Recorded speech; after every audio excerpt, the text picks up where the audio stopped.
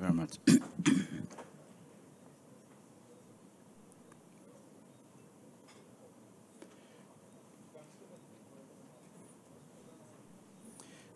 Good evening, ladies and gentlemen. Welcome to the launch of a very important publication today and a very important presentation.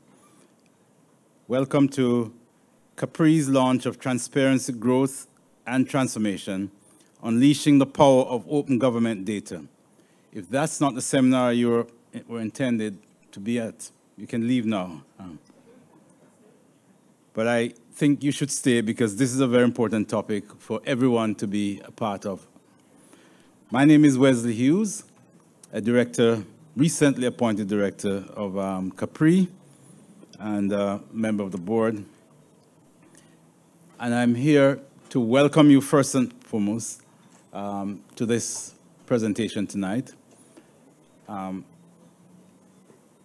CaPRI, as you know, is an independent think tank devoted to evidence-based research towards solving problems that are preventing Jamaica from fulfilling its economic growth potential. I want to say first and foremost, thanks to NIA, National Integrity Action, and USAID, who have been part and parcel of this collaboration to bring this seminar to you today. Specifically for tonight, but generally they have been collaborating with CaPRI over the years. And I want to say a big thank you to both organizations for your support. Tonight's event is very critical to national development. I'm not overstating its importance when I say we're engaged in a national project tonight. If you think about it, information or data is the lifeblood of a market economy.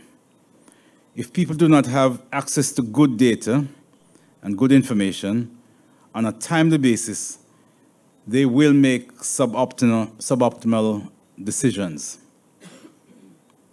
In a real sense, data is an important public good, which is critical to the creation of value. Value creation is the buzzword. Open data is data that can be freely used, reused, redistributed by anyone, subject only, at most, I suppose, the requirement to attribute the source of this data.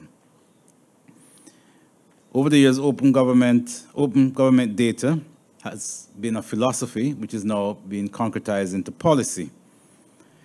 It promotes transparency, accountability, and value creation, as I said, making government data available to all.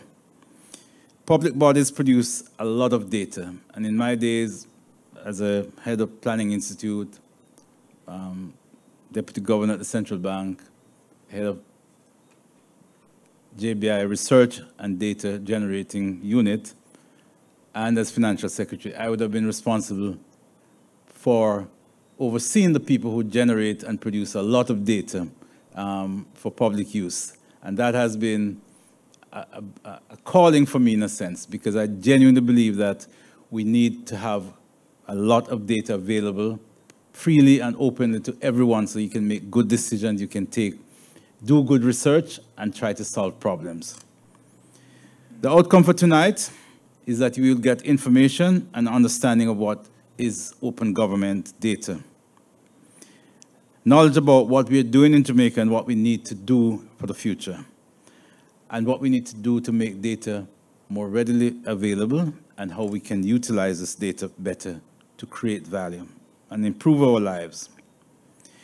We have a fairly packed agenda, and therefore I'm not going to say much more. We'll have a panel discussion after the presentation, and this will be moderated by Dr. Thorborn, who is the Director of Research at CaPRI. And we will have Mr. Andrew Evelyn, IT Manager, Consumer Affairs Commission, and Mr. David Suter, Principal of Root Foundation, who will be part of the panel discussion. But before that, I will have to introduce to you one of my former lecturers, and a persistent teacher. He looks much younger than I do. So Professor Trevor Monroe, who needs no introduction, I would say, but it's my duty to welcome Professor Monroe to the podium to have him say some opening remarks and to thank you for being here. Thank you all for hearing me.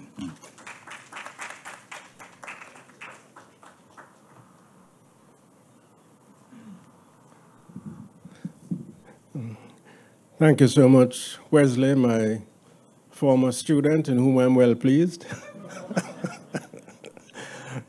Ladies and gentlemen, good afternoon. I want to join Wesley in welcoming each and every one of you present to this very, very important launch of the report on transparency, growth, and transformation, unleashing the power of open data. May I also congratulate CaPRI and the authors of this report. I want to congratulate you all warmly on this evening's launch.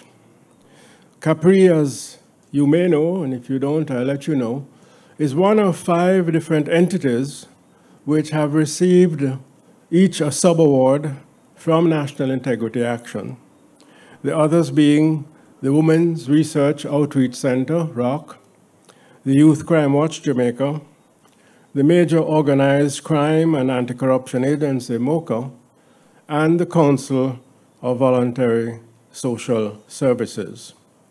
The purpose of granting these sub-awards is the same as the objective of National Integrity Action in the partnerships that we have developed over the years with the umbrella group of churches, with the private sector organization of Jamaica, with the lay magistrates and justices of the peace, with the press association, with citizens associations and community bodies across the country.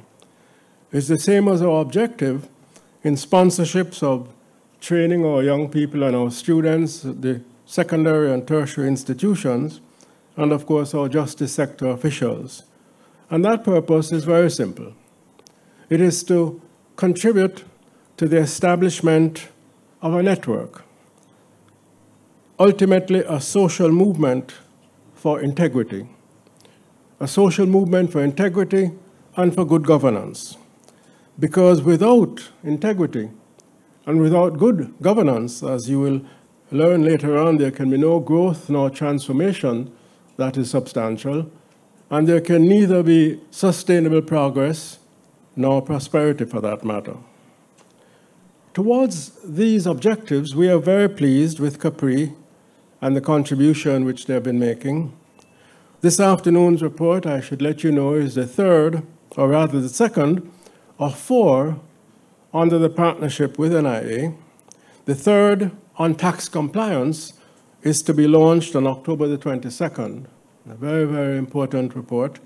And the 4th, in November, on Jamaica's governance framework relating to environmental management. And each of these have more or less been absolutely on schedule, which is unusual in our wonderful country, and CaPRI needs to be appreciated and congratulated for that. The report, as Wes pointed out, links transparency and open data. And that linkage allows us and encourages us to recall that transparency and open data are not only at all or primarily buzzwords. These principles are enshrined in Jamaican law. I recall for you that the Access to Information Act was passed in 2002.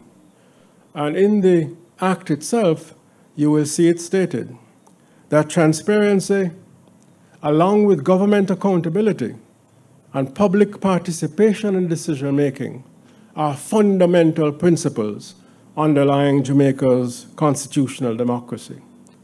So transparency is embodied in statute. Even more importantly, our Constitution, our Charter of Rights, which was passed in 2011, sets out very clearly that each citizen has the right to seek and to receive information. It's not anybody's gift. It is all right. I would like to suggest, however, in these brief remarks, that this fundamental principle, transparency, and the constitutional right to information will be of little avail, will be of no value, will remain more or less on paper unless something is done, unless there are robust public outreach, public training, and public education programs to let each and every one of our citizens recognize and know that these are their rights and that these are rights that can be exercised. It is all well and good to have a beautiful constitution, despite the need for so many fundamental changes in it, to have so many laws, to have so many codes, codes of political conduct, codes of public consultation, code after code. But if our people don't make those their own by virtue of their authorities engaging in public outreach and public education, by virtue of organizations, civil society bodies, and the private sector doing likewise, then of course they remain of little value.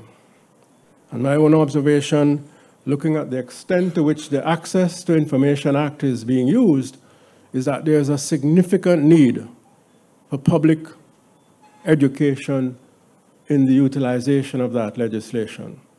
And therefore my hope and my expectation and my urge is that when we get even higher along the road of transparency with open data, that public outreach, training and education will allow our people to make more robust use of that facility than they are now using the Access to Information Act. The most recent quarterly reports that I have seen of the 200 or so public sector entities, only about 35 or 40 are being interrogated for information in any single quarter.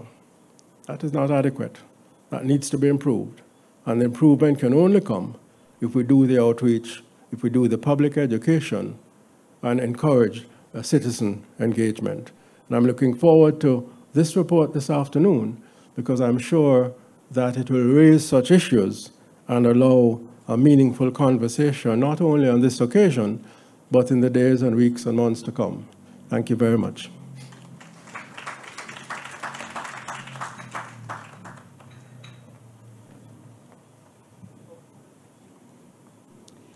Thank you, Professor Monroe. Good evening, ladies and gentlemen. I'm Diana Thorburn. I'm the Director of Research at CaPRI. I'm going to be your moderator this evening. For those of you who are not familiar with our policy report launches and panel discussions, the format is generally this. We will have a presentation of the report itself by Desiree Phillips, CaPRI Research Officer. And then we will have two panelists who are experts in the field who will join us on the stage, and they will give their own remarks. And then we'll take questions from the audience and have a discussion. So I won't waste any more time in inviting Desiree to the lectern so that she can give the presentation.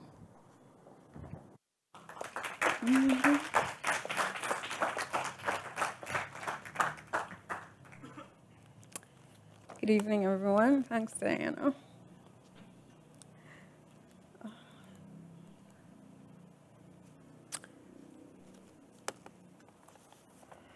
So as Dr. Hughes mentioned, access to government data has shown to generate significant economic and social benefits. And so it has been high on the agenda, that is data liberalization in recent years from several governments. Even for Jamaica, we see that there has been numerous developments in its open data program. And the country has been top in the region in most open data rankings. And not to mention, CaPRI's 2014 study estimated that open data can result in billions of dollars for Jamaica's agriculture, tourism, and education sectors. However, to date, there has been very limited impact from open data in the country thus far. So what exactly is open data? Open data is data that anyone can freely access, use, share, and modify for any purpose. And to be readily usable and accessible, it must be published online. It must be in a file format that is easy to use and easy to modify. And very importantly, it should be published under an open license permitting for free use of the data without restriction. And this includes for commercial purposes as well.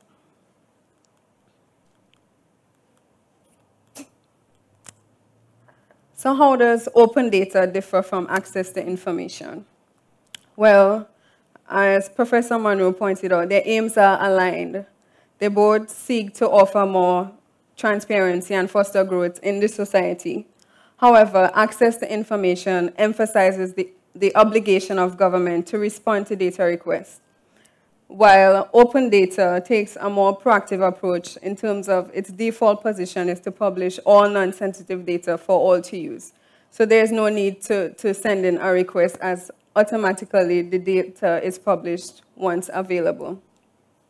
So access to information takes on a reactive approach to data release, while open data takes on a proactive approach. So there are several benefits to be gathered from open data. Oh, dear. Excuse me.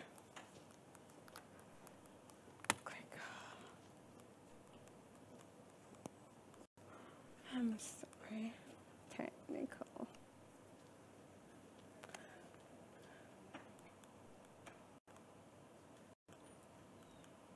Open data empowers citizens. Now, with greater access to information, citizens can better evaluate government policies and government spending, for example. And the government is also able to make more data-driven decisions, which can improve resource allocation.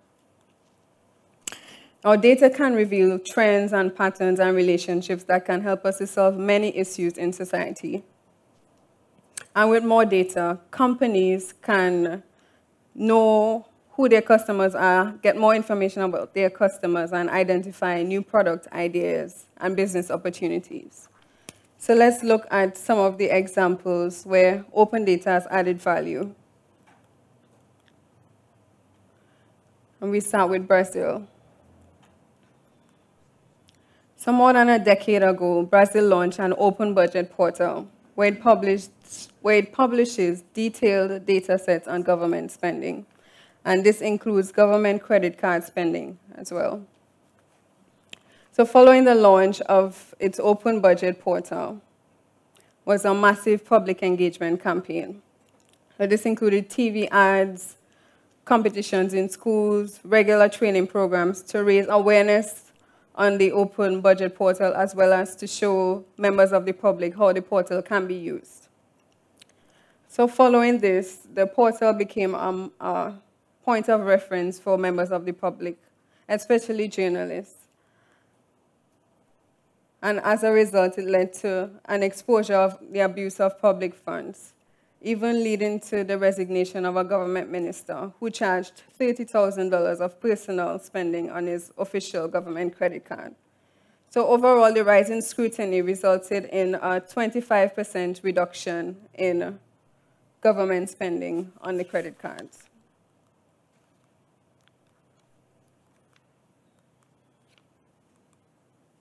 So in Kenya launched an open data portal in 2011. And following the launch of the portal, in response to the needs of the users, they were demanding data at a more detailed level. And so in addition to publishing national data, the government started publishing data at the county level. There was also a demand for more predictability in terms of how frequently the data was going to be published. And this led to the government subsequently putting out a data release calendar.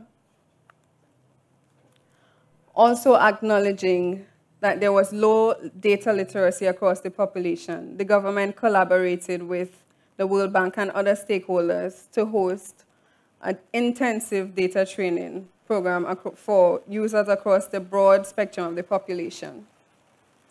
And out of this training, a reporter was able to find a relationship between toilet facilities and poor academic performance, which was subsequently the cause of poor grades in schools. Using the portal, the reporter found that there was reduced funding for facilities maintenance in schools in 2 counties. And this led to reduced toilet facilities and also caused a cholera outbreak and hepatitis outbreak to occur, leading to high absenteeism in schools and consequently poor performance on exams. So her findings expose a misallocation of resources, as well as it caused the Education Ministry to allocate funding to underserved schools to correct the toilet deficiencies.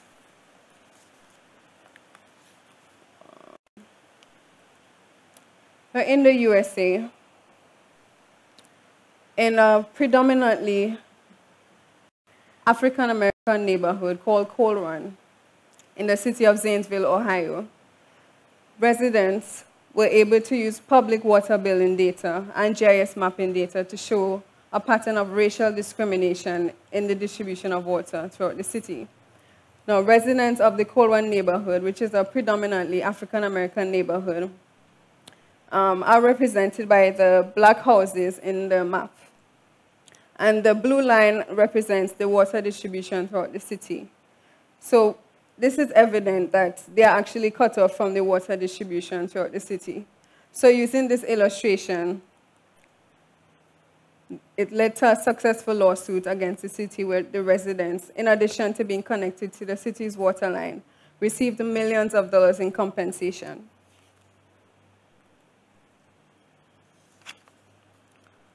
London's Transport Authority released its data, such as live traffic updates, bus and train arrival times, for example, in an open format for anyone to use free of charge.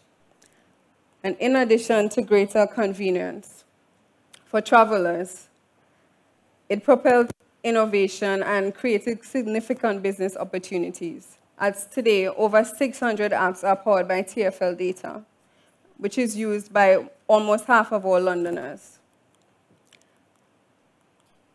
And this release of data has generated annual economic benefits and savings of up to $130 million for the City of London. So how can Jamaica unlock such value as shown in those countries from its open data program?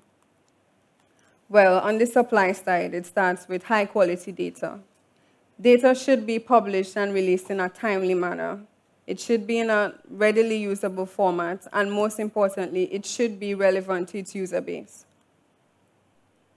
On the demand side, data literacy is extremely important because open data has little value if we can't use it. And so building capacity across the population to use the data is extremely important. Also important to unlocking value are intermediaries. Intermediaries who they advocate for the opening of data and facilitate the use of open data to extract value. And for example, the Caribbean Open Institute is one such an intermediary. And in 2015, they actually led an initiative in the community of Augustong, I believe, where they used open government data and crowdsourced mapping data to propel community tourism. But these are some of the recent developments in Jamaica's open data program. And these developments were actually propelled by the World Bank's Open Data Readiness Assessment, which was done in 2014. Some highlights of the developments are the Open Data for Business tool, which is an exercise where the government met with businesses to better understand and meet their data needs. This was done in 2016. And also in 2016, the government launched its open data portal.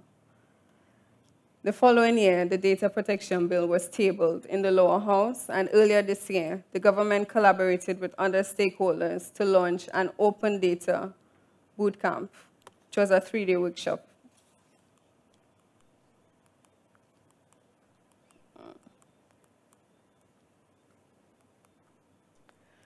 So to better understand and ascertain the issues, the challenges and opportunities that exist within the current open data framework, we did a survey across key data holders within the government, like Statin, PIOJ, Ministry of Finance, for example. And what was found is that making more data publicly available is a key priority for these agencies, most of them surveyed. However, limited data anonymization skills, and this is the technique used to publish data without revealing personal identities, and limited resources act as a barrier to making more data publicly available for them.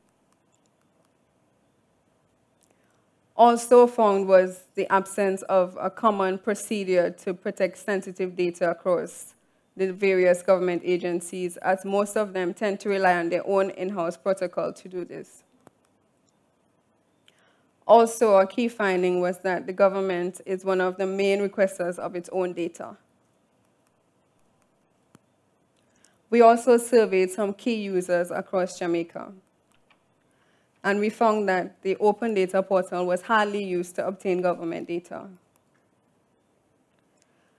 The biggest data quality issues they experienced had to do with the format in which the data was being published, the unpredictability in the frequency in which it was published, and the data was hard to find. And these issues are the same issues that actually came out of the government's Open Data for Business tool back in 2016. They also find that there are challenges with the access to information requests, and this mainly had to do with the wait time, as government agencies are allowed a 30-day timeline to respond to such requests. We also found that demographic and economic data are the most requested data across the users surveyed, and this is also consistent with the results out of the government's Open Data for Business tool. So some opportunities we found were the strong demand for data and ability to exploit this data across the user base. We also found that government agencies are keen to embrace openness once equipped with the requisite tool set and given the necessary resources to do this. Also, the government stands to benefit significantly from the opening of its own data, being one of the main requesters of it.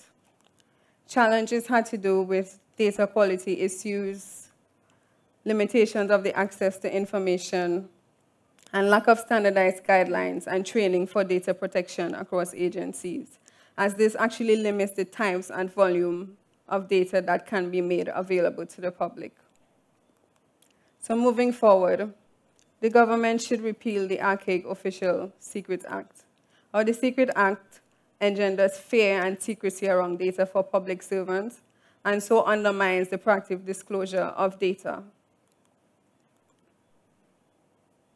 The government should establish an open data policy as a matter of urgency, as there is need for guidelines to prescribe the necessary training and guidelines around data publishing and data quality across government agencies.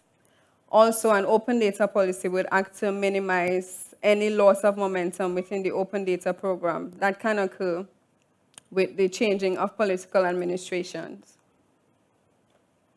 Access to information requests can give government agencies a better picture of the types of data that the public wants published on official government websites and the open data portal. So it can be used as a basis for setting priorities for the open data program. There is need to intensify training and engagement with users and intermediaries, as it's not simply enough to just open the data. We need to build capacity. And the government needs to strategically engage the private sector, developers, intermediaries to define key problem areas where open data can be applied to bring out more measurable impact. And Transport for London was a brilliant example of this, as we see the collaboration with developers and the private sector generated significant benefits for the City of London beyond ease of a better travel experience for travelers. It generated significant amounts of economic opportunities. The government should also identify and allocate adequate resources both to maintain the open data infrastructure and to expand it as necessary. The concept of open data and the form it takes is constantly evolving. So the open data policy should facilitate responses to changes in data needs and user demands. And finally, the Jamaican government should push for regional consensus around open data. Now, in the Caribbean, we share similar dynamics in an array of economic and social dimensions. And within those dimensions, we share challenges in open data, particularly as it has to do with scaling and funding the program.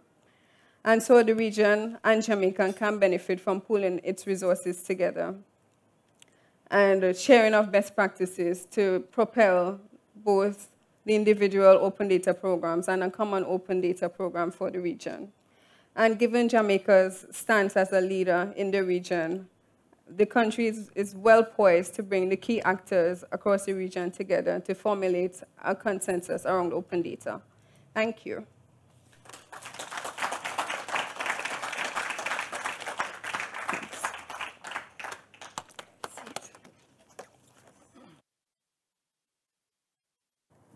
Thank you, Desiree. One of the best parts of my job at CaPRI is I get to be involved in all of our research reports, and I learned so much from reading it, and I feel like I've learned more from listening to it. We're going to go ahead with inviting our panelists to the stage. We have with us this evening Mr. Andrew Evelyn. He's the Information Technology Manager of the Consumer Affairs Commission, and he's also a member of the Government of Jamaica's Open Data Committee. And Mr. David Suter, no, that's my seat. Mr. David Suter, who is the co-founder and principal of the Roots Foundation, and he is a lecturer in digital media at CaPRI. Please come to the stage. So they will each have 5 minutes to give their response to the report, based especially on their own experiences from their positions. And then we will have a question and answer period. And I don't know if you were told this before, but we do have a timekeeper. So you will have 5 minutes, and you will get reminders of when your time is ticking down. So, Mr. Evelyn, would you go ahead? No, you can stay right where you are. I think you're all mic'd up. All right. Madam Moderator, fellow guests, and fellow panelists, good evening. So my name is Andrew Evelyn, and I am the IT Manager at Consumer Affairs Commission. I'm also a member of the Government of Jamaica Open Data Committee, which is actually formed by various managers and directors within the Government of Jamaica, tasked with putting together and implementing the Government of Jamaica open data policy. So based on my experience in the numerous meetings that we have had for the past, I would say, 3 to 4 years, the findings from this particular research is almost point by point my comments here, with one exception. But I must congratulate the team for putting together this comprehensive report. And it is indeed a breath of fresh air from my point of view that we also have an external entity that champion the whole open data movement. But one point that I have to insist is that the open data policy for the Government of Jamaica is actually being developed, a little slow, and this is primarily due to lack of dedicated resources for putting together the policy. So as you know, in government, you have competing priorities. And a lot is happening in the government. So although open data is a high priority and we recognize the importance of open data and implementing open data, as you see already, we have the open data portal already up and running. But the policy is needed because coming out of the policy would be guidelines for the various ministries, departments, and agencies within government to roll out their open data initiative. So resource allocation is very important, especially dedicated resources. So in the policy, there is a position for an open data officer, or chief data officer for the government of Jamaica. In other more developed jurisdictions, you actually have this position in place. And this individual would be charged with implementing and ensuring that government agencies stick to their timelines in releasing their data and enforcing the policy, the open data policy. But it's almost a situation where what do you do first, the policy or the chief data officer? But that decision is yet to be made.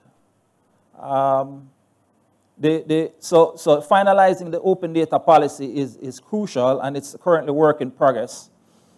The chair of this committee, I'm sure when he gets back, he will continue the progress. But some of the issues, quickly, that I have found, being a part of the committee from its inception, is resource constraint, crucial within government right now. So budgetary resource and human resource allocation to open data is needed. Also, what you find is that there are some entities that already have their data available. It's not part of the open data portal, but they do have some facility available. So for example, Statin has their data published and they have invested a lot in it. And, to some extent, they may consider it duplication of duties, and they have already allocated resources for making their data available, and it's a lot of data they have. So I know they have some resource constraints, so allocation to them would be needed to get that data, to update the open data portal in a timely manner for Statin, so I'm sure they would need the resources. There are also competing priorities within government. That's a crucial part. There's as your finding says, there's some level of uncertainty around data anonymization. And some entities are very sensitive about releasing data that could expose citizens' private information. So until there's some sort of policy or guideline to anonymize data, then they're going to hold back a little bit. I'm almost sure of that.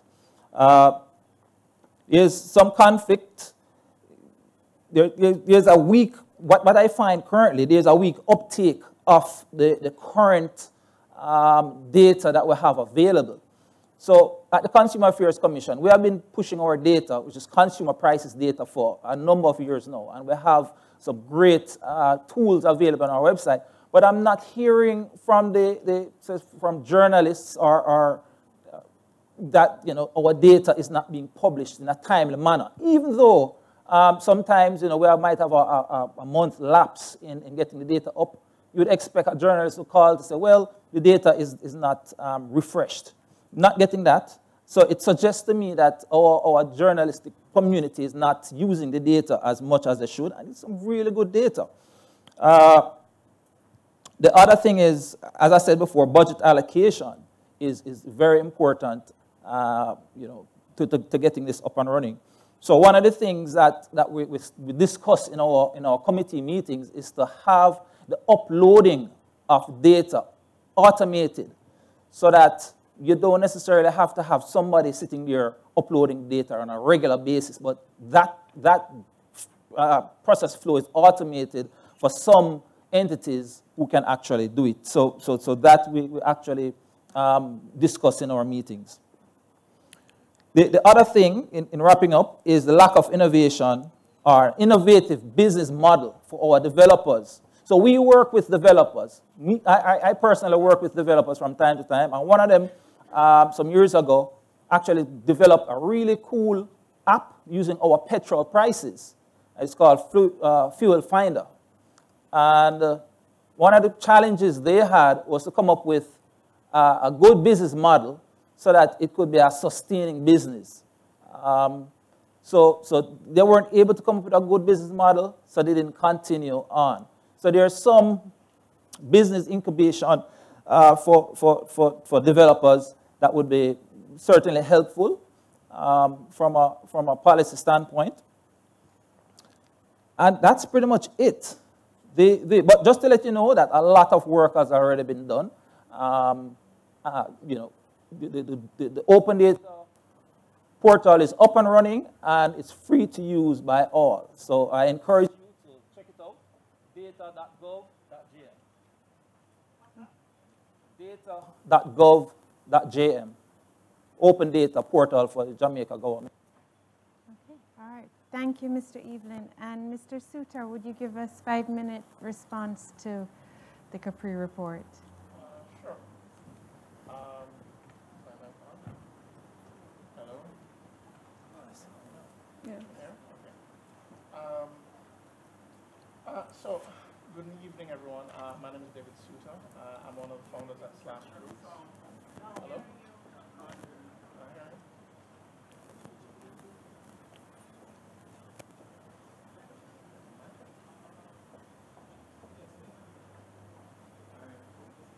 Can you hear me now? Wonderful. So good evening. I'm David Suter. I'm one of the founders of the Slash Roots Foundation. For those of you not familiar with us, we're a social impact nonprofit that seeks to leverage the principles of the digital age to create a more equitable and sustainable Caribbean society. And what that means in practice is that we leverage technology and we leverage research to create digital services, to help craft policy, to help governments serve their communities better. This might look like helping a constituency craft a more participatory process with the CDF. This might be helping JPS understand the issue of electricity theft and to leverage data analytics and to leverage social interventions to change use of behavior with electricity.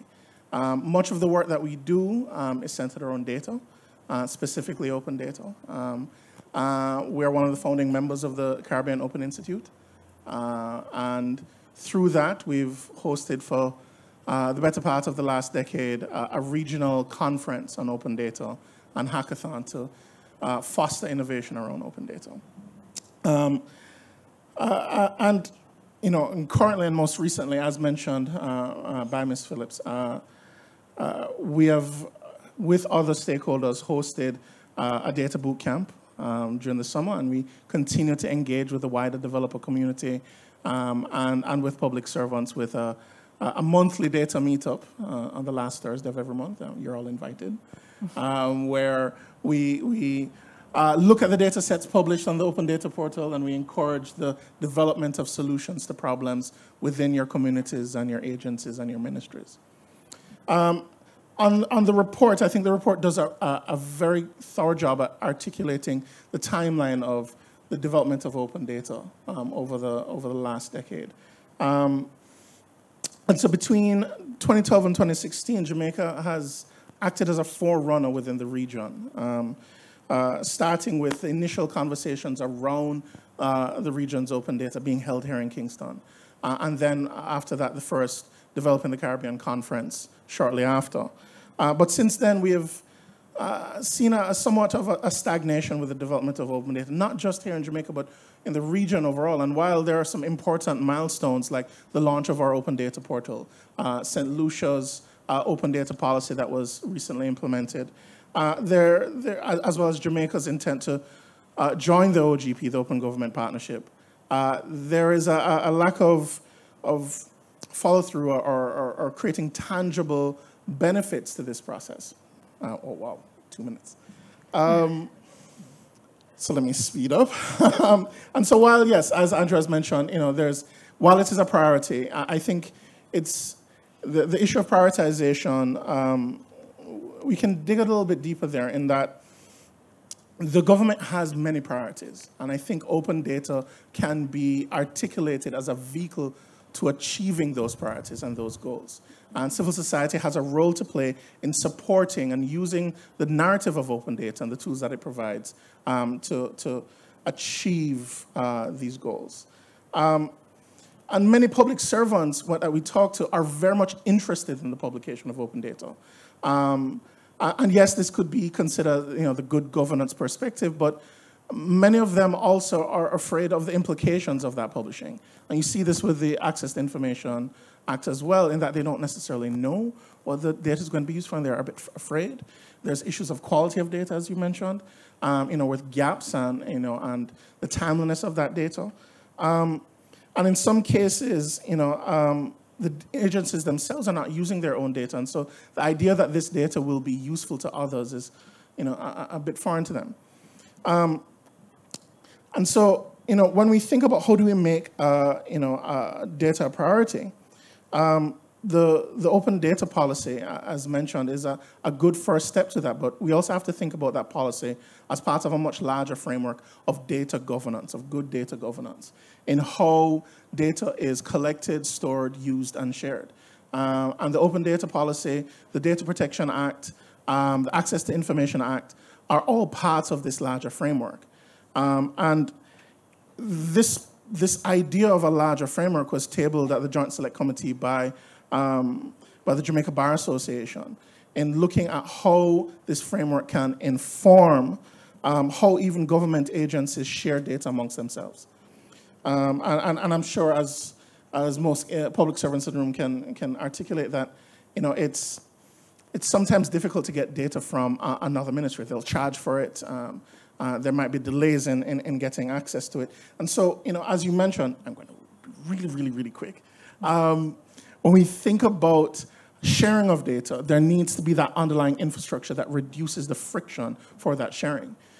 It's great that Statin has taken up publishing the data on their own portal, but having that infrastructure that makes it almost frictionless for it to go up onto the open data portal and to remove that duplication of effort is very much important. But along with that is also ensuring that the needs of the people who actually use the data are considered in how that data is structured, the format it takes, how it is published, the timeliness of it, in that it's great that it's machine readable, but if it is not addressing the needs of the people who use that data, its usefulness doesn't make the impact that we're so desperately trying to prove and to create evidence of. Thank you. Okay, thank you. Anything you didn't get a chance to say in your 5 minutes, I'm sure you'll get a chance No to say in the problem. question and answer. I wanted to start off with a very broad question that I would invite each of you to give an attempt to answer, which is that making data open requires infrastructure, physical infrastructure, training, and so on. And you mentioned resource constraints. What exactly are we talking about in terms of actual costs, in terms of what kind of budgetary allocation will we be looking at that right now is not a priority that we would like to make a priority? And secondarily, isn't there a return on investment that could be expected, that the argument could be made that if we put this in now, we're likely to get it back 2, 3, 4, 5 years down the road?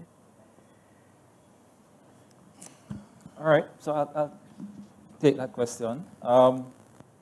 So in regards to return on investment, from a government perspective, it would certainly be growth and job creation as one of them. As you know, data, if used properly, can become a commodity and bring value to persons. So that is one. Also, empowerment of citizens is another. transparency and good governance is another. And it engenders trust, citizens trusting their government. But in regards to investment and quantified investment required, I'm not in a position to give that information. However, I can tell you that through eGov, there is an initiative to make available server capacity to host the open government or open data portal. And that's as much as I know currently from a government of Jamaica standpoint. I know there's a project currently in train, and we expect to have that completed soon. But a representative from eGov would be better suited to answer that question. Okay. David, can you give any insight into that? Oh, wow. I think much in the same way, it's difficult to put without, and this would make for a wonderful follow-on study, to put a specific dollar figure attached to this.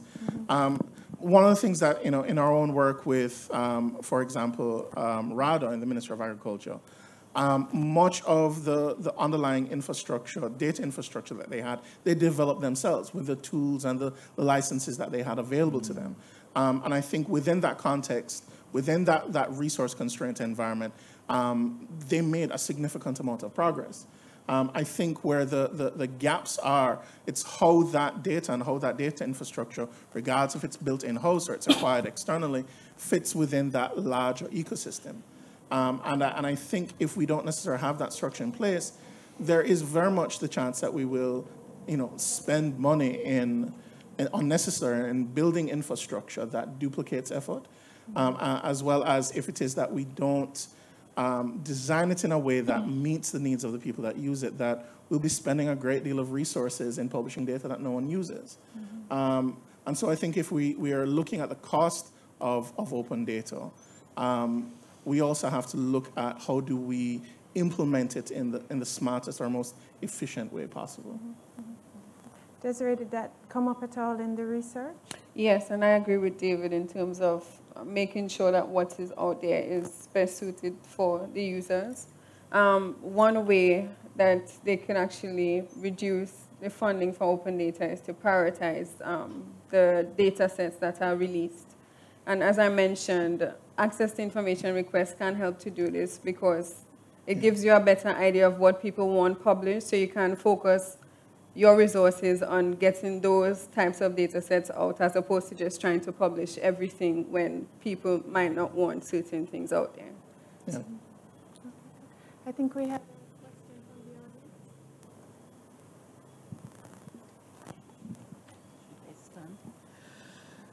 Good afternoon, everyone. I'm not asking a question, I'm just giving information.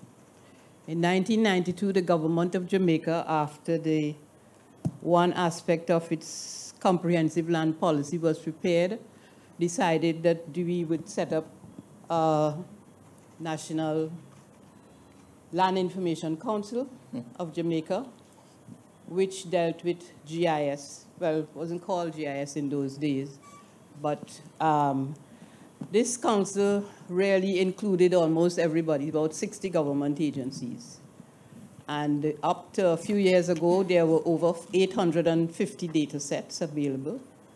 And the kinds of people who are involved, or the kinds of agencies who are involved, were people dealing with environment, with climate change, with disasters, flooding, landslips, earthquakes, data on communities through SDC and other persons. There's 783, I think, or 85 communities in Jamaica. And there's quite a lot of data collected on many of them, including assets of the communities. Statin was a member. We had a problem where a number of government agencies that were executive agencies decided that they were going to sell their data, and they were using their law for that purpose. And we had this open data discussion is not a now discussion. We have been having it for the past 25 years.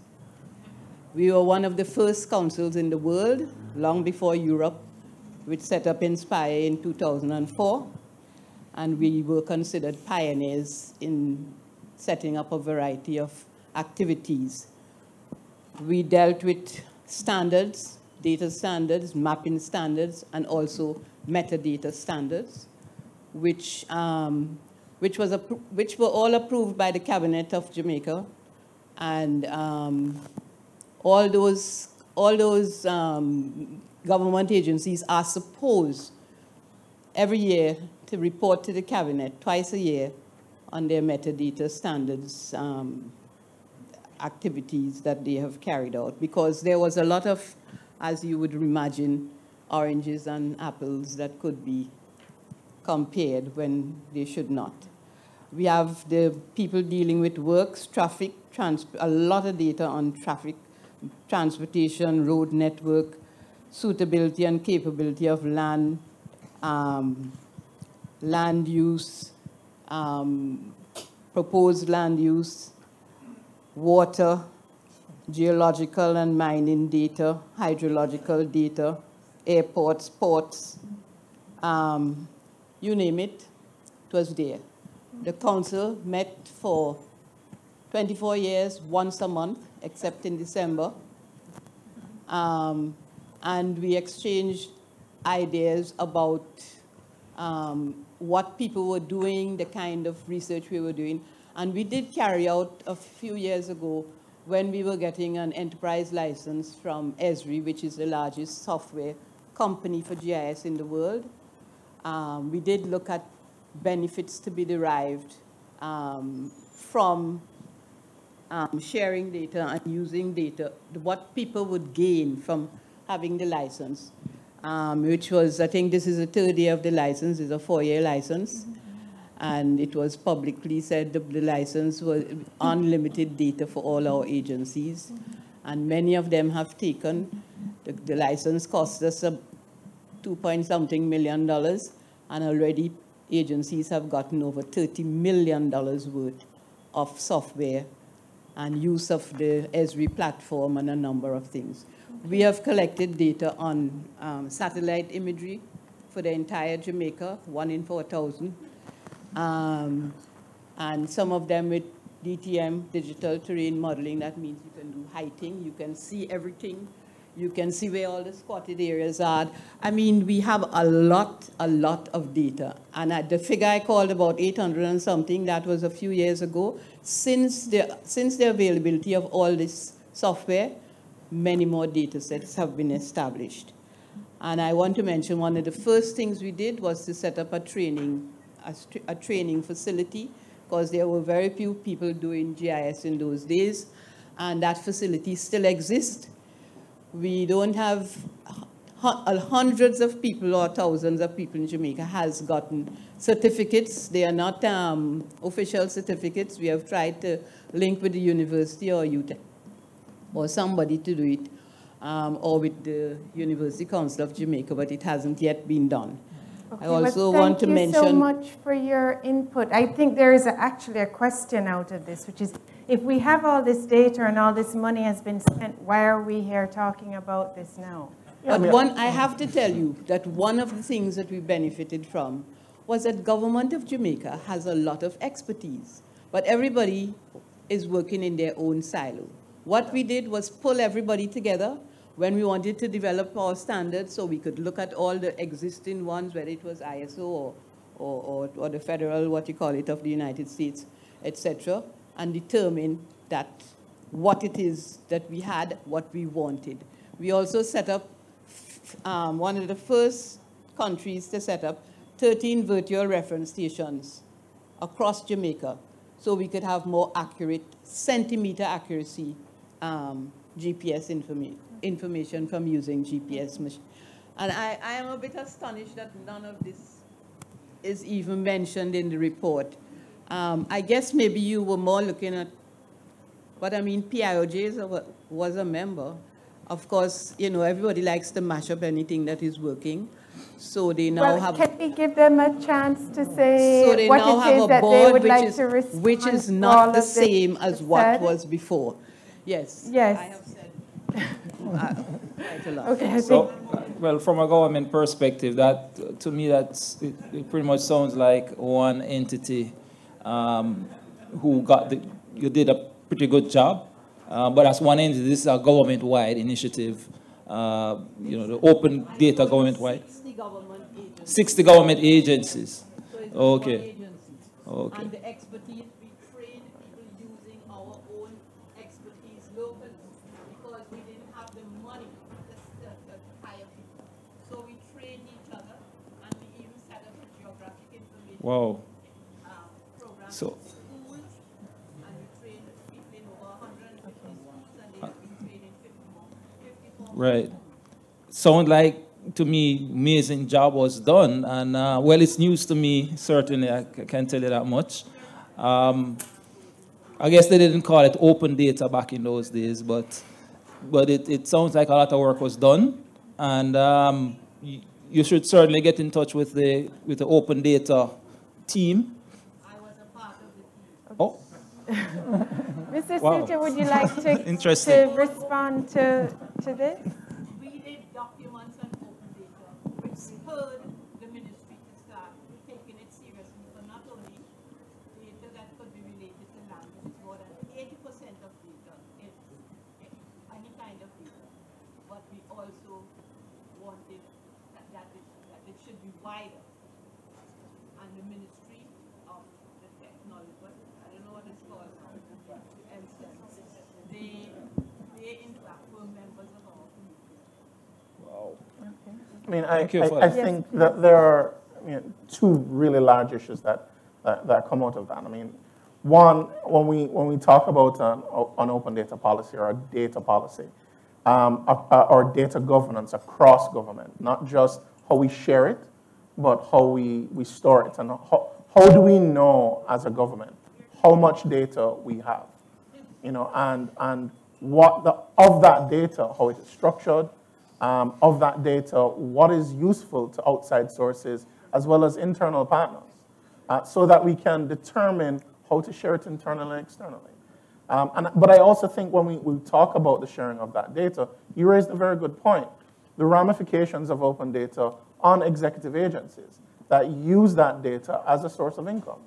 And so, you mentioned the land agency, so, the selling of that data is a They didn't even pay in the first place. right. Government There was a conversation earlier that I had with Jeanette Calder around, accessing even something as simple, not necessarily as complex as GIS data, but something as simple as photos of our ministers and permanent secretaries. And that is at a cost.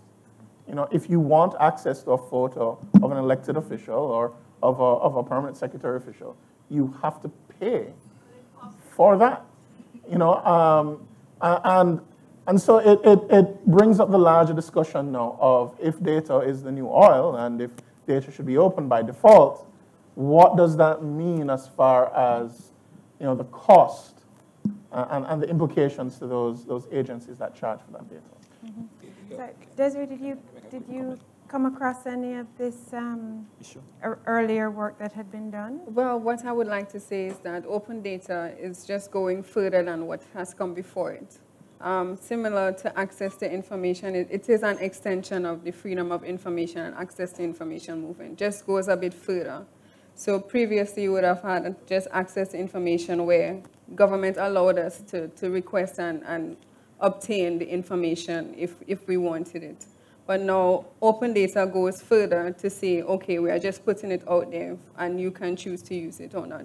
So we want to acknowledge that a lot has been done before, but we are just continuing to move forward based on what has happened earlier.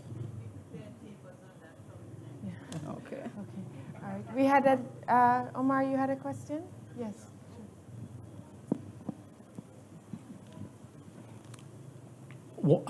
A concern I have is the ability of the public, of consumers to access the data and to make sense of it. As you know, data skills are limited. Not many people have the right equipment and training to make use of the data. So I think that this is an area that would have to be addressed in the program. I would just like to give an example. For instance, the stock exchange, it really exists to broaden the base of ownership in private sector and government assets and so on. However, very few people really make use of the stock exchange, and there are very few traders because most people, they really are not aware of how to use the stock exchange in order to increase their wealth. So that's an example of, although there's this mechanism in place to democratize wealth and so on, it is not being fully utilized to the extent it could. Also, I'd like to point out the credit bureaus. There is an issue, that's an example of open data where the security interest in personal property legislation, which was to give the public access to the credit information of people generally, so that their credit risk could be established, and this would aid lenders in lowering interest rates. However, there was sensitivity about certain information being accessed by the public in terms of collateral holdings and so on, and the system had to be taken down for a while, and in order to restrict access. However, it's not only banks that lend. I might want to lend someone some money, and I'd like to look at their credit ratings and the loans they already have and so on, but I wouldn't be able to access the information because I'm not registered on the system. So I'm just pointing these examples out to see how issues like these could be addressed in an open data system.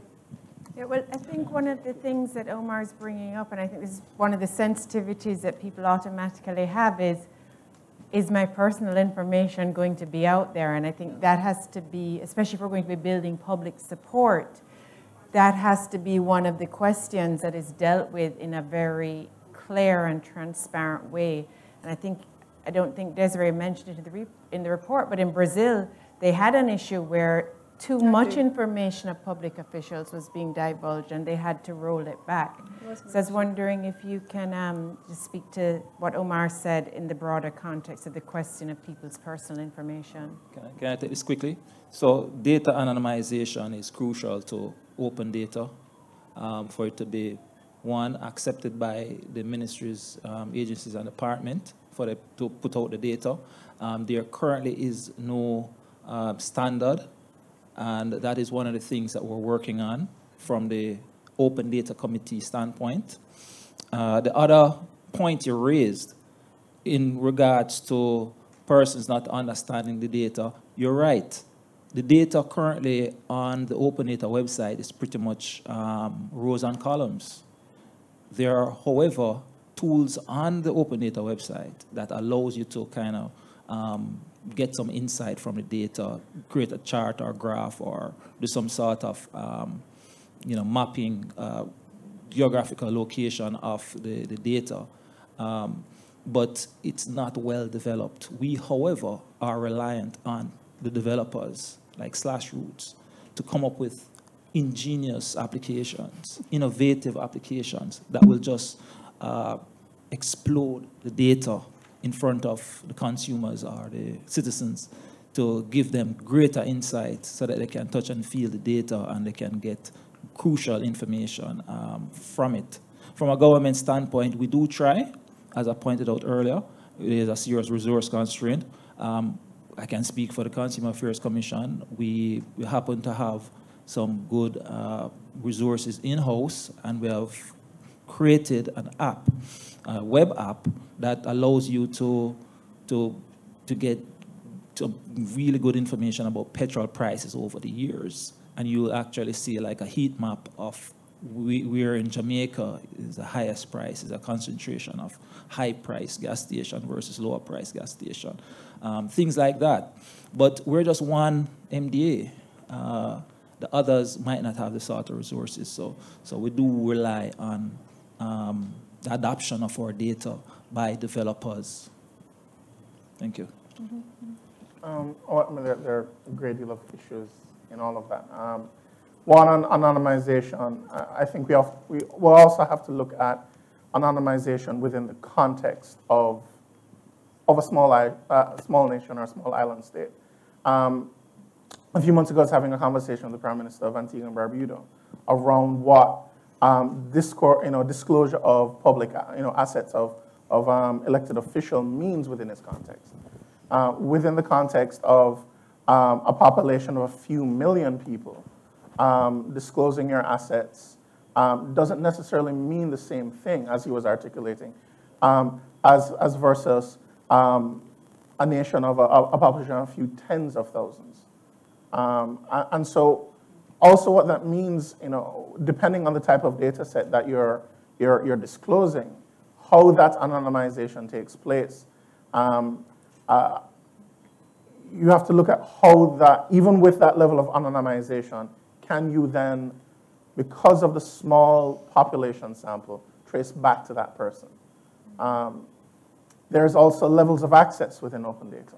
I think one of the models that I have seen MDAs and others use is that you have aggregate data that is available publicly, and then you have more detailed reports and less anonymized data available to, as you said, registered individuals who their use of that data justifies that level of access. As it relates to engaging with the developer community around that data to create tangible evidence of that return on investment, of what that data can do, the format that data takes can aid in its ease of use. So currently on the Open Data Portal, depending on the data set you're pulling down, yes, you are getting this long list of rows and columns. But the labeling of those columns, any notations that come along with that data set, would go a long way to have a developer who's not necessarily an expert in economics or finance to take a look at budget data and start to glean that insight from it. And so when we think about the context of sharing it, there are some nuances as to the form it takes, how it is anonymized, that should be unique to our own context.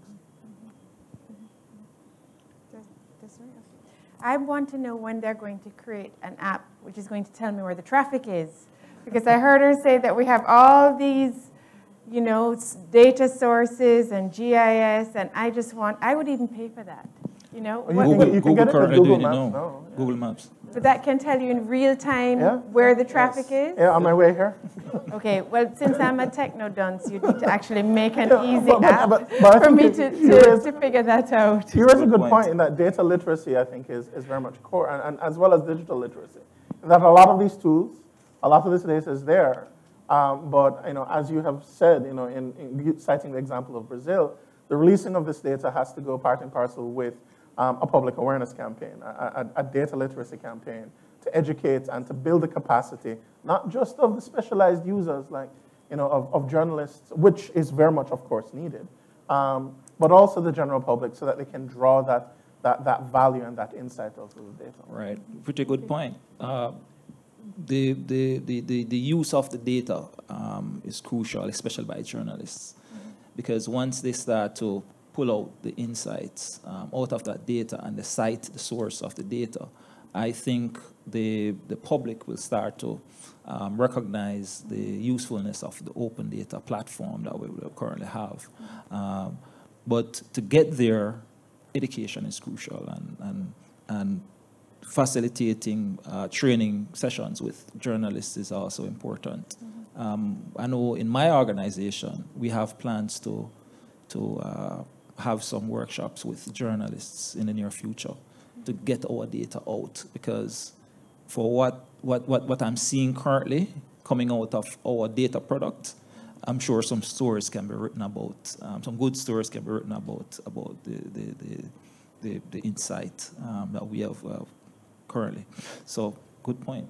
I mean, one of the projects that we're currently involved in at Roots is, through my, I guess, multiple hats of teaching at CaPRI as well as at Roots, working with final year journalism students to expose them to to the current data sets that exist, building on the work that we did with the bootcamp over the summer to introduce them to data cleaning tools, scraping, visualization, so that they can start to create more data-driven narratives. So we're introducing data journalism as just another investigative journalism technique that they can use. And hopefully, in a year, 2 years when they graduate and enter into newsrooms, we can start to change that culture or perception around using data. We had another, Professor Monroe, you had a question, a comment? Yeah, sure. Yeah, I'm thinking that we're beginning to address two sides of the challenge. One is the supply side, and the other is the demand side. One of the things that I just looked at Desiree's work. In Brazil in 2004, the portal was there. They were getting 10,000 inquiries a month. 2016, after massive public education, television programs, ads, 1 million per month. Now, if we think that we can sit here, as Jackie was pointing out what they were doing in 1992, and it's 2018, and we're just learning about it now, and expect that the impact in empowering citizens and helping good governance is going to happen by magic or by some mystic process, we're mistaken.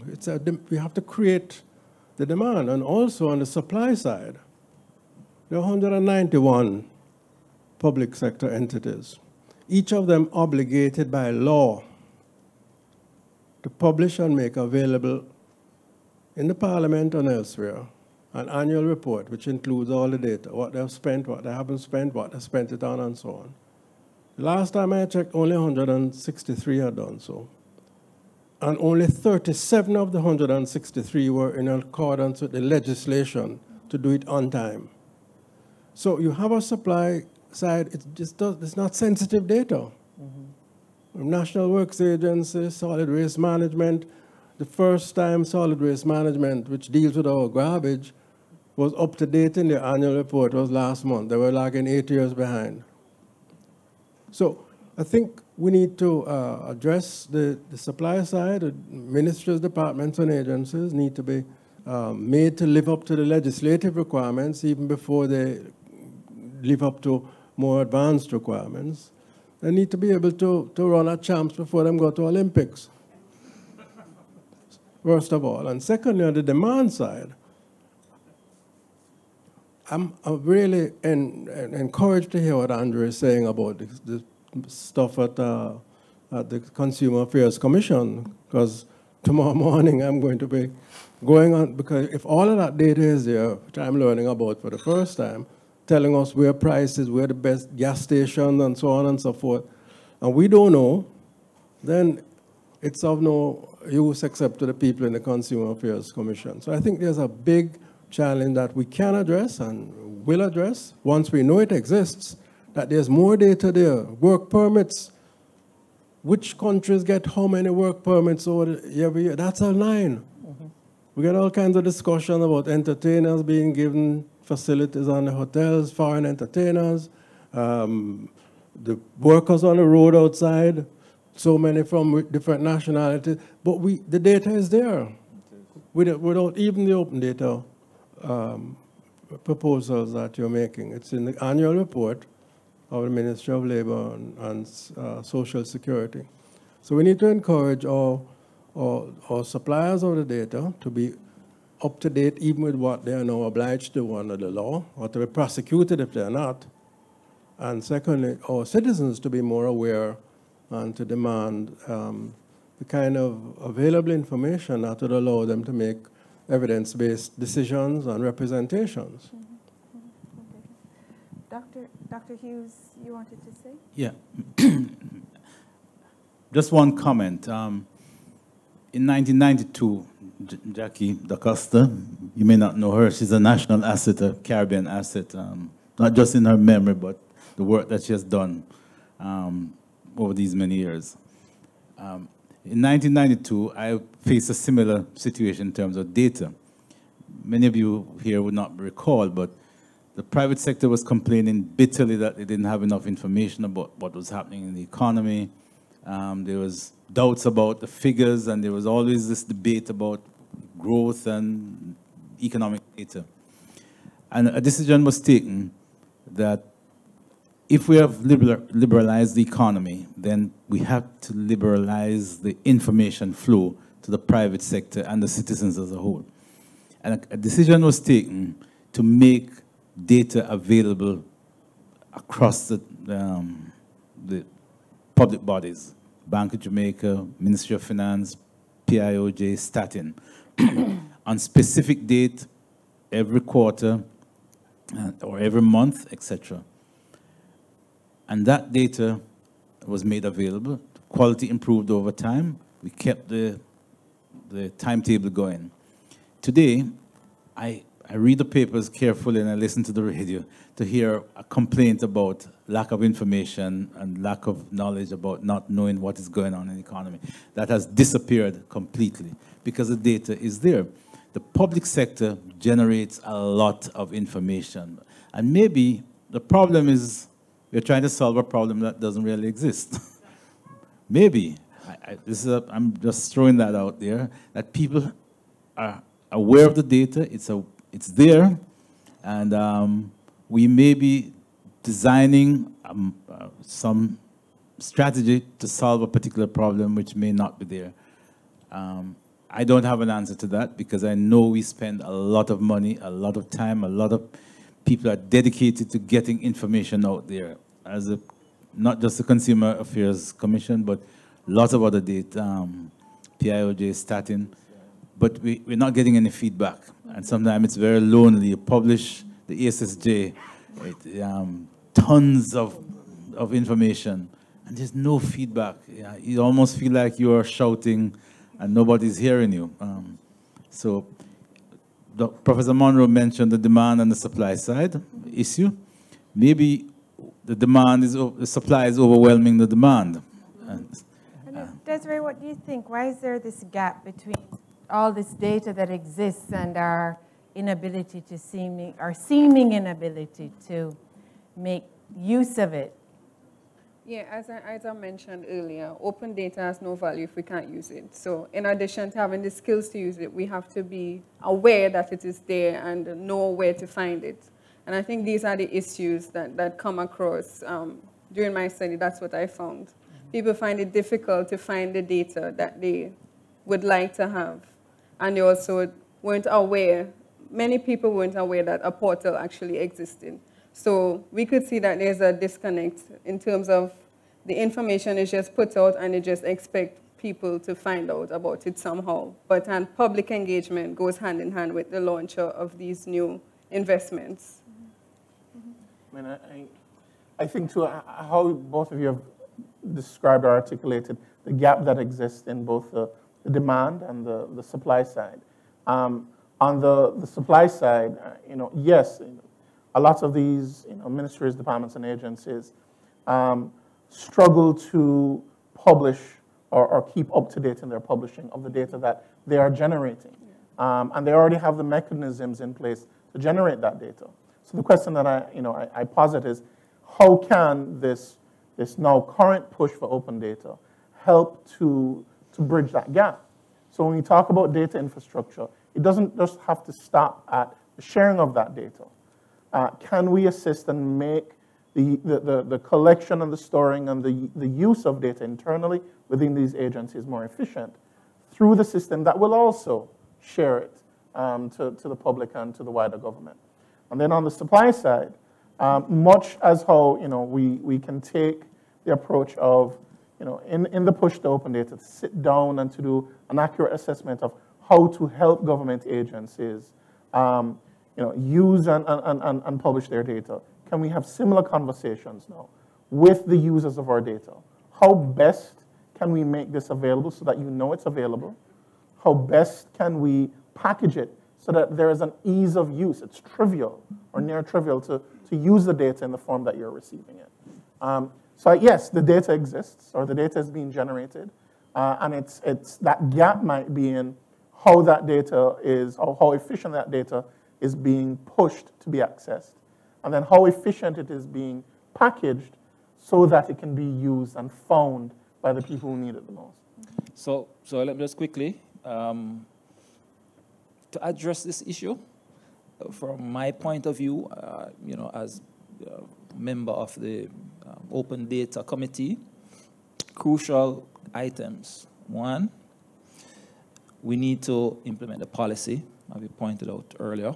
But the other important point is that we should seek to appoint a chief data officer for the government of Jamaica, whose mandate it is to promote the use of open data and to ensure that government agencies abide by the policy directives as it relates to open data. So currently there's no one person with sole responsibility for open data. There are persons who they have to do open data plus other things. All right? We need a dedicated post in government. The policy speaks to this. As currently we have a Government of Jamaica Chief Information Officer, and there's currently a move afoot to create what's called an ICT authority. And within the ICT authority, the open data, or the chief data officer would fall under that organization chart. And the ICT authority is currently being developed, as not complete as yet. But I personally think that we need to seek to appoint a chief data officer for Jamaica as a matter of priority if we want to get this moving. Just a quick follow-up. How would that be different from the head of statin? By law, is the chief statistician for the country and the data. Right. So we actually have that discussion in our committee meetings. Statin person from Statin, we have a lot of conversation about that, and they raise a very same point that you just raised. But the UN? No, the Open Data Committee.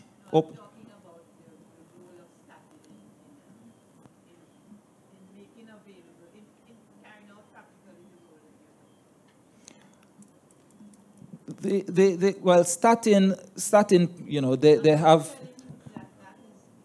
Right.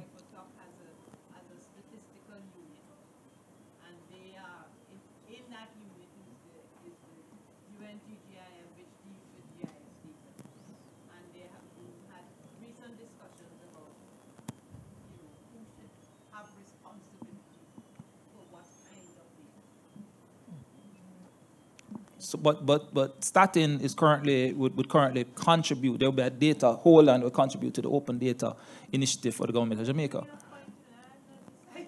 Right. I understand. Right.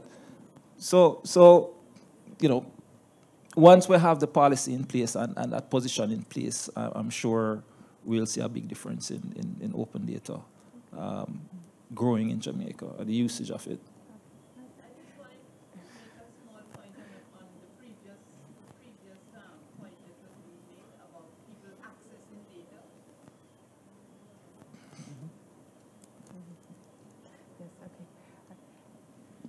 Thank you. We have Trevor Forrest. He had wanted to make a comment, a question.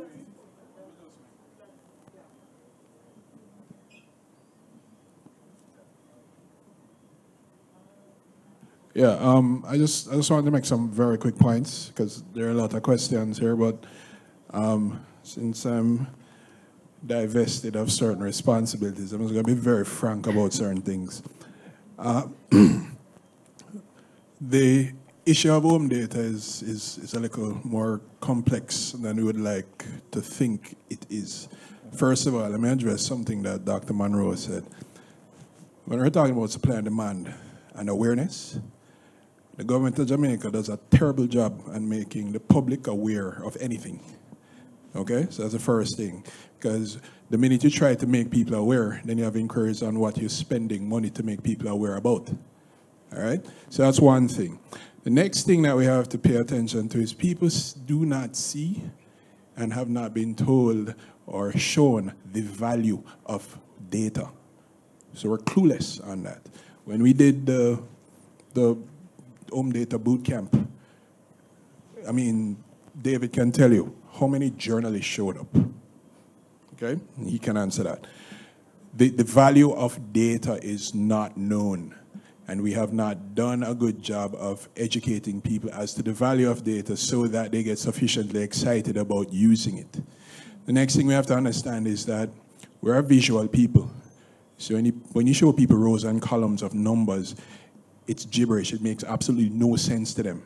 So unless we come up with a way to demonstrate how those rows and columns look sensible and then derive value from that, again, you can institute all the policies and CDOs that you want, none is going to work. So keeping it realistic, yes, the policy is important. Yes, the creation of a chief data officer is important. There are a couple other things that are important. This is the last thing I want to say. If there is no law in Jamaica that requires MDAs to share data, it doesn't happen. So what was highlighted by this lady here from the 90s still persists because everybody is still working, whether deliberately or forcibly, in their silos, because there is nothing that coerces any MDA to share data. There are only some that will do it because by law they're required to, but across the entire government, which is where we really need to pull all the data from, if there is no law that says you must share that data, then when you go and ask somebody for data, they're going to look at you and say no, and you can't force me to give you. Right? So until we get data sharing legislation, which is in the works, data protection legislation doesn't answer that question. An home data policy doesn't answer that question. It doesn't solve that problem. So until we plug these particular gaps, we're still going to come back next year and have a similar discussion like this, because the critical success items either have not been addressed or taking too long to be addressed. Just as a piece of information, the home data policy is slated for completion before the end of this year. Right? So the work has been there, but again, there are other things that we must do in order to ensure that the kind of success that we can realize from this sort of thing, we actually realize. Okay, thank you very much. I'd like to thank Desiree for her presentation. It certainly raised, for me, more questions than answers. I have a little concern. We live in a political culture, and a central part of that culture is silence. Let me express it this way. I honestly believe that it is the norm, it's a normal part of the culture that in our MDAs and the legislature that you share as little information as you need to the public. Yes? So let us be honest and just admit that. So all of this nice talk, you must do it, and you must do the work, and you must prepare the data set so that ordinary people can read what you write. That is a must. But we have to deal with how we deal with that culture of silence, which perverts the public sector. Public sector workers with the best will in their world are not obliged to give us information if their job is at risk, or there are no whistleblower legislation. I mean, it's really very complicated. Maybe that was not the remit of this report, but CaPRI needs to turn their attention to that. I think we will go nowhere unless we deal with it. The second thing is policies and policies. We have about 300 million policies in this country, and they're not funded, they're not resourced, so nothing happens. So I would want to know that along with the policy, the current government, who is the government in power, is willing to put in the resources, not just for that committee to work, but the resources to make the application of the policies across the 100 and how much? 91 public sector agencies actually happen. The money, they have to put the money where their mouth is. That is, to make the policy work. Without it, we'll be back here next year and 5 years' time, and we'll have no implementation. Thank you. I think the original question of what are these things really going to cost, and not just to implement the data, but to have the kind of public awareness, sensitization campaigns. And I think Trevor really made some good points about being very realistic about what the issues really are, and it's people not having the ability to use the data even if the data is there, and what is it going to cost us to get to that point, alongside more government agencies sharing their data and making it more available and so on. Well, I have to agree with, to some extent, the comments made by Trevor in regards to putting in the necessary legislative framework that would, force MDAs to publish the data to the open data website, because we certainly have challenges in getting some of the data. So one of the challenges we're having is a conflict between an agency giving up freely data that they're currently charging for. So that is where a little conflict comes in, and it so happens that that data is valuable to developers and to the public in general, but so they see the value and they're charging for it, and so they're not necessarily willing to give up the revenue. But generally speaking, yes, we do have a lot of policies, and certainly, as I said earlier, we from a public sector perspective, we need the resources in order to implement just the policy, just to complete the policy. Dedicated resources, where I sit, we need persons dedicated to getting open data implemented properly in Jamaica, resources to publicize it, to have the necessary training sessions with the journalists and anybody who is interested in learning about usage of the data. The assistance to even developers to make the data more useful and visualize the data for the common man to understand it. It's usually boils down, it's typically for this, in this scenario, it's going to boil down to resources and allocation of resources for this. Desiree, you wanted to say?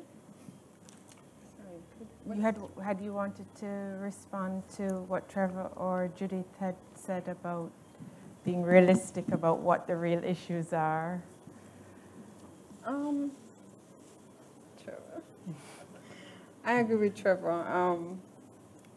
We need to be realistic, yes, but we also need to recognize the value of open data and push towards it, because it is a worthwhile investment. We see the returns that these countries have experienced.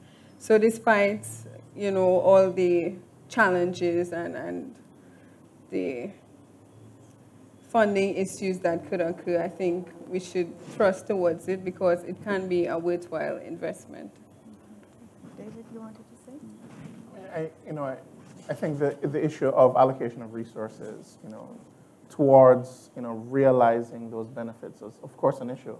I mean, within the context of, the government's budgetary landscape and the priorities that they have. But I think a path forward is not to look at just at how much resources we can allocate to open data, but how can open data be embedded in the objectives that resources have already been allocated for. So how can open data affect the reduction of crime? How can open data affect more efficient spending? And these are projects that are already at the forefront of this administration. And so,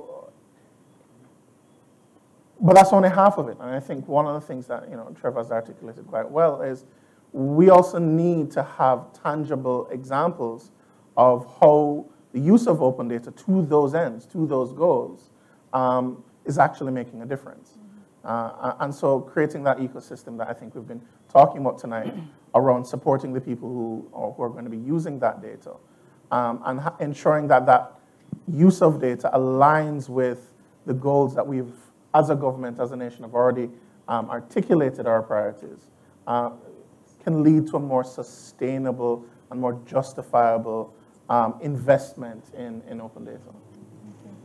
All right, well, I know we do have a few more questions, but we will be having refreshments after when you can ask directly, because we're going to have to wrap up. But I want to give each of you 1 minute to answer the question that has not been asked, which is, if I was a venture capitalist and I was going to give you unlimited amount of money, but you had 5 years to realize a return using open data, what would be the business that you would go into?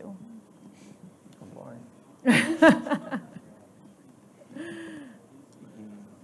I mean, there's so many.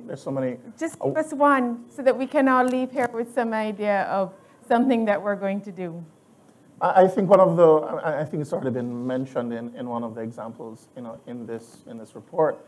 There's a conversation that I sat in on in the city of San Francisco around opening transport data to create a more efficient transportation system.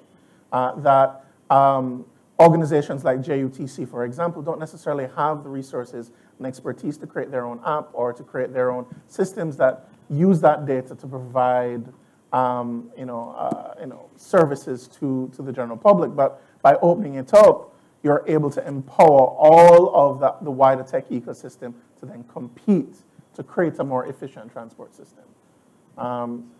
So for me, that's one example that I very much have interest in, but there's so many more. So yours is a transport app?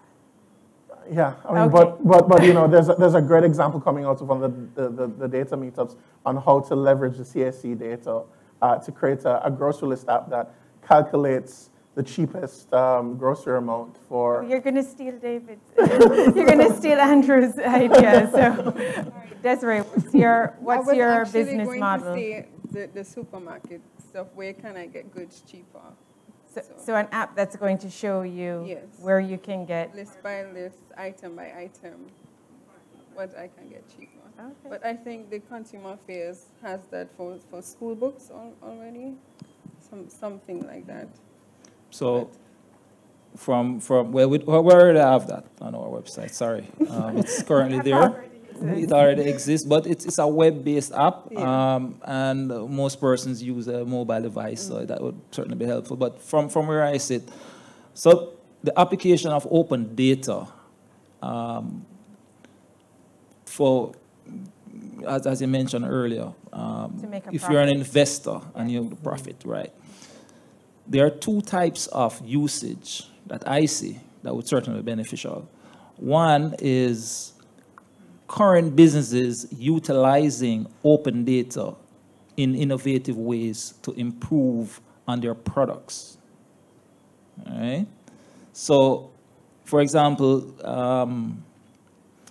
you could have probably Grace Kennedy or one of those companies that use agriculture or produce agricultural products could certainly use data from RADA to scan the agricultural landscape to see where they can get the best pricing and where they can purchase from, which parish currently producing the most of a particular crop.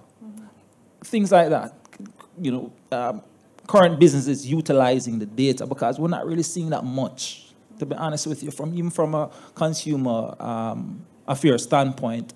We're not really seeing industry using our prices data to come up with pricing strategies for their own business, because they can actually see what other supermarkets are charging across Jamaica and not getting that from them. So they could utilize the data better to improve on their bottom line. Then you have application. I'm going to finish up now. Then you have application that will deliver value to consumers. The business model is difficult. A sustaining business model is difficult. I'm yet to see a business model that utilizing open data will create profit for a developer or an entity. But that's not to say it doesn't exist. but I'm yet to see it.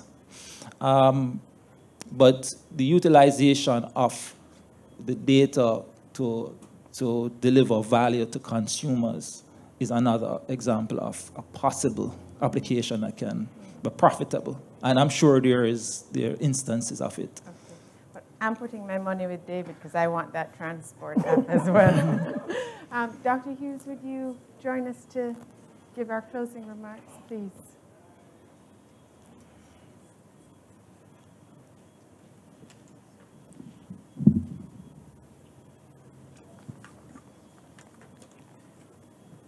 Ladies and gentlemen, I'd like you to put your hands together and thank our panels for a well-conducted panel discussion. We learned a lot, especially from the questioning and the comments. I certainly had forgotten about the wonderful work that Jackie and her team did over the years, and it jogged my memory because I was around then. We've come to the end of the program, but before we do so, formally, I'd just like to say thank you to a number of people who participated tonight. First of all, we want to thank the main presenter for an outstanding bit of research and well put together, and your presentation was very clear and very helpful and will guide us in going forward.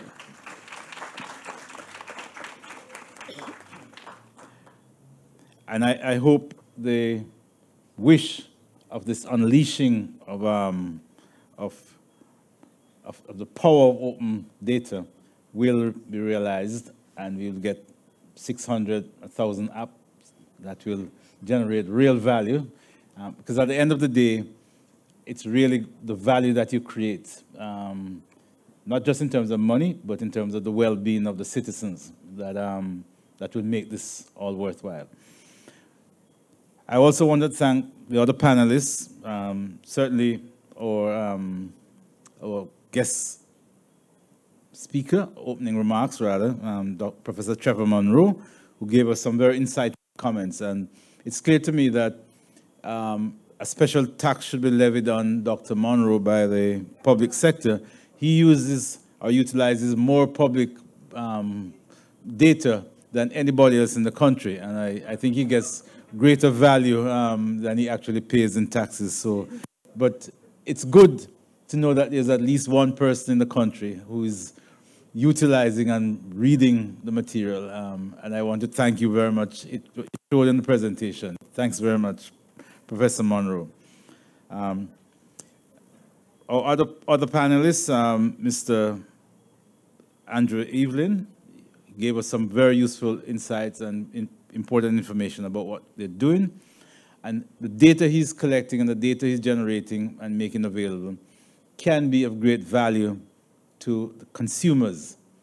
I really do hope that people pay attention and take advantage of that data.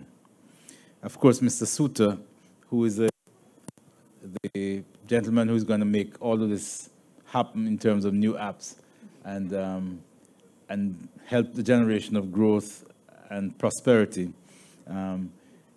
We want to thank you very much also for your insightful comments, and we look forward to even greater things in Jamaica and across the region. So thank you very, very much to our panelists and our chair for this session.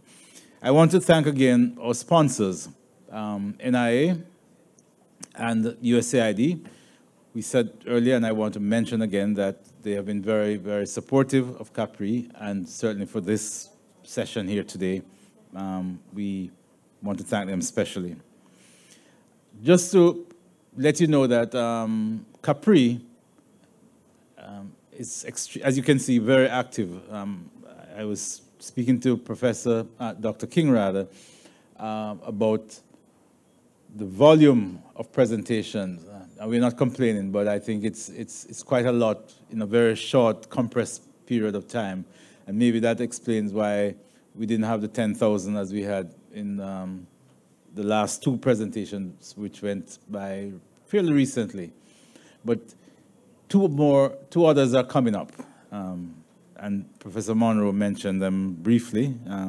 One is about tax efficiency, and the other is about a governance framework for the environment. These are to be, the dates for these are to, would be determined later, and you will know about them, but please look out for them. CaPRI is really trying its best to educate, to inform, and to help the Jamaican population and the government and the public sector to realize our potential. And I want you to thank CaPRI again.